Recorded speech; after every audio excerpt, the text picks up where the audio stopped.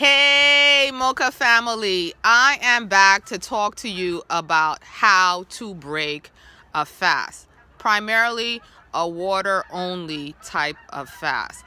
I've been on a 21-day fast. I did a video about it recently. Please, I'll have the link up there for you to check it out to see what I have to say about that.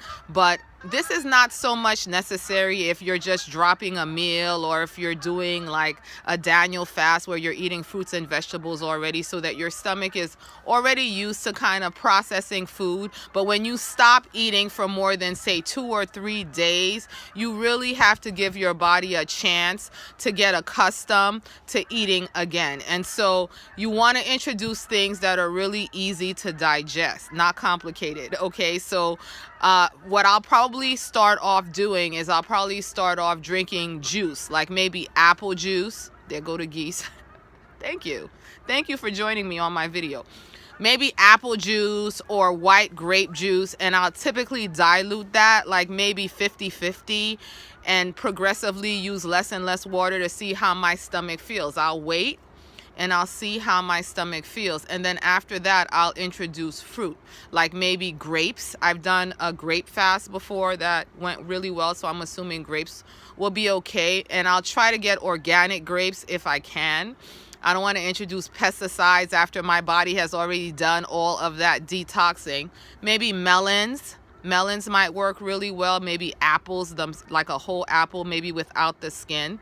I want to make it as easy as possible for my body to digest it. So on the first day, I won't be having dairy. I won't be having meat.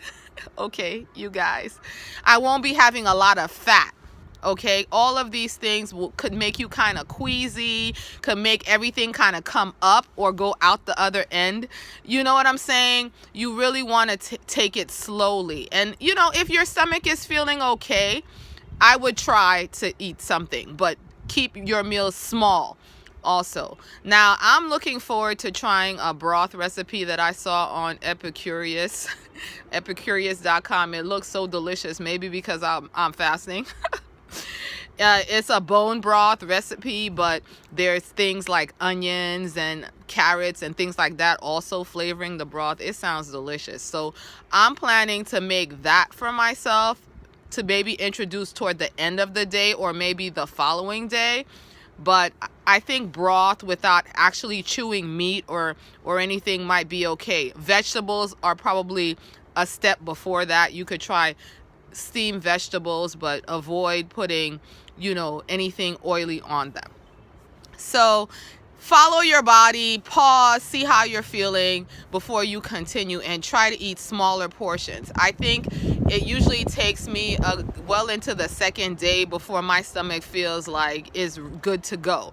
Now, a caveat to that is you may be a person that has an iron stomach and you can do it. Like my husband, he'll break his 7-day fast with a slice of pizza and be fine.